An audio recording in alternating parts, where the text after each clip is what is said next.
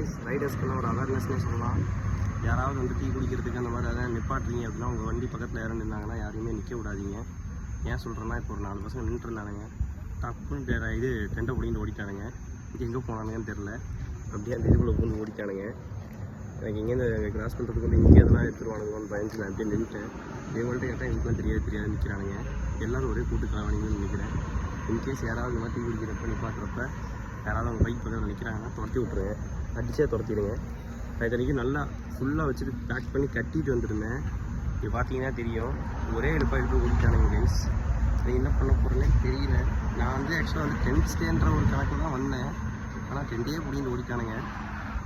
ஆனால் அதுக்கு மாட்ட வேண்டிய எல்லா ஹூக்குமே என் கையில் இருக்குது. 10 மட்டும் பிடிங்கிட்டு ஓடிட்டாங்க.